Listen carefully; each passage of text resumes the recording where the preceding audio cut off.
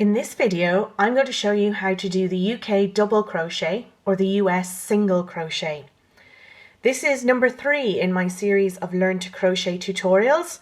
If you'd like to learn how to make a slip knot or how to hold your hook and yarn and do the crochet chain, please see tutorials numbers 1 and 2.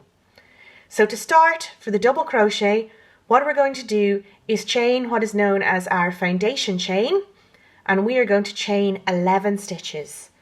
So as you saw earlier, we're going to scoop through, yarn over and pull through, and we're going to do that for 11 stitches. You don't count the knot at the beginning, so that was 1 stitch, 2, 3, 4, 5, 6, 7, 8, 9, 10 and 11.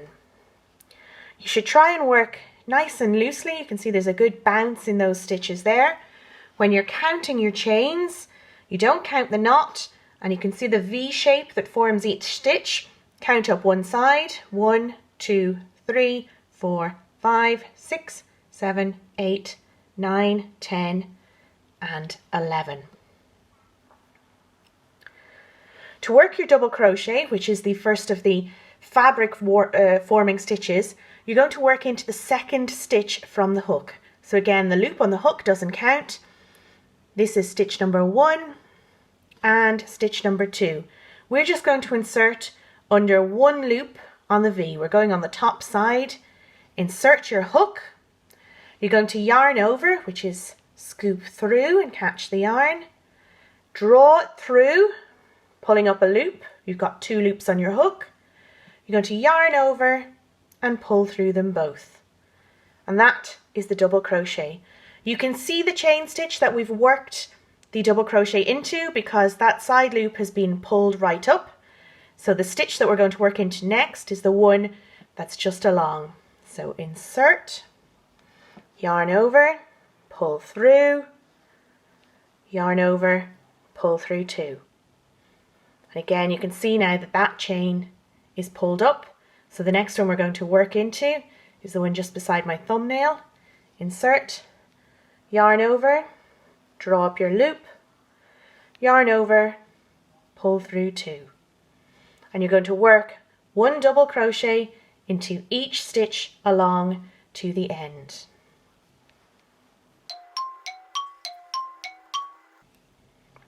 When you get to the end of the row, you'll see this is our knot and this is our last stitch. Make sure that you work into the last stitch. It's a very easy way to lose stitches.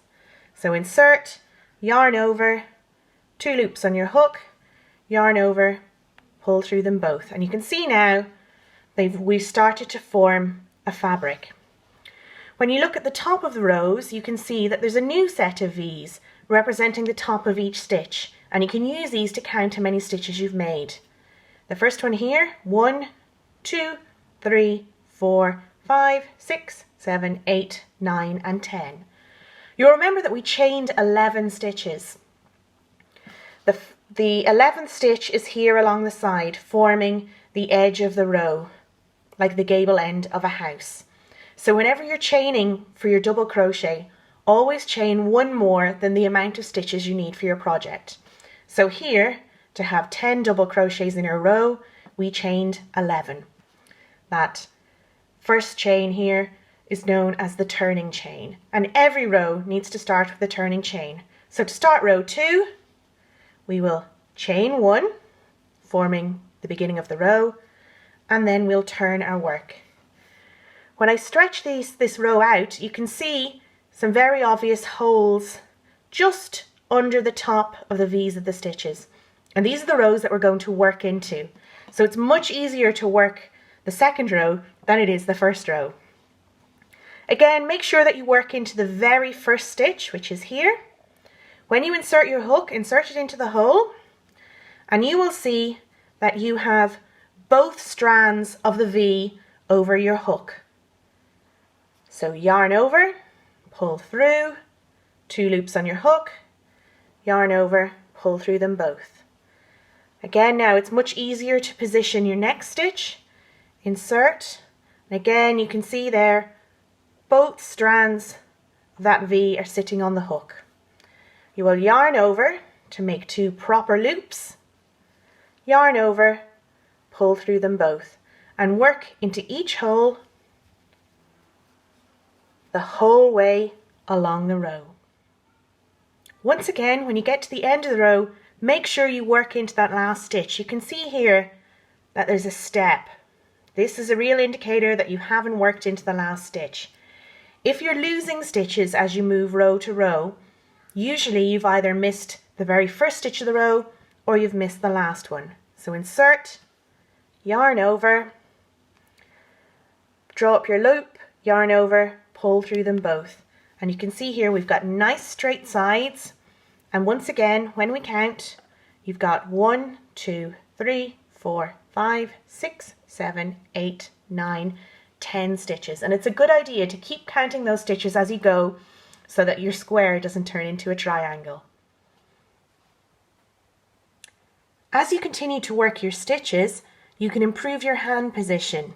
So again, insert, yarn over, draw up your loop. Now, I like to adjust at this point so that my thumb is lying just below those 2 loops on the hook. That means that when I yarn over and pull through again, you can use the momentum. You're pulling your hook through, but you can also pull those stitches down a little to allow the hook to pass through a little bit easier. Insert, yarn over, draw up your loop, yarn over, adjust your grip so that you're holding those 2 stitches by the scruff of the neck. By pulling them down, you open up the neck of the stitch into a sort of teardrop shape.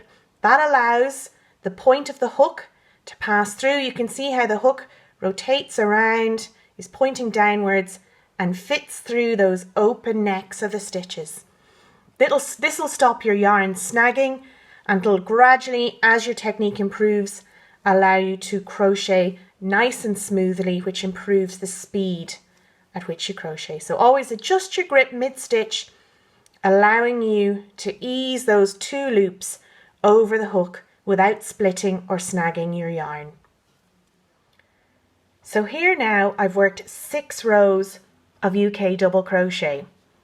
You can start to see a pattern emerging. 1 stripe, 2 stripes, 3 stripes. Each stripe represents over and back along the row. So I've worked 1, 2, 3, 4, 5, 6 rows. You can see that the ends are nice and straight. Don't worry if there's some small knobbles. That's really quite typical for crochet. You just want to watch out for big steps, which indicate that you've likely lost or gained a stitch. Once you've made your piece of double crochet fabric, whether that be a washcloth or a coaster or scarf, you'll want to cast off. To do that, take your yarn, leave a tail that's maybe 15 to 20 centimeters, and just snip with the scissors, and then just draw the loop up by pulling your hook. Pull firmly. That is your crochet cast off. Take your yarn end, thread onto a yarn needle, and feed it along the base of the stitches. So you want to work with the fabric along the base of the stitches, down the legs of the stitches, move over and back, change direction a couple of times. Your end will be sewn in securely and your crochet won't rip back. Good luck! Hi, this is Fiona. Thanks for watching my video. If you liked it, why not subscribe below to make sure you get all my videos as they're released. Check out all my latest news on Facebook too, at Fiona Meade Crochet.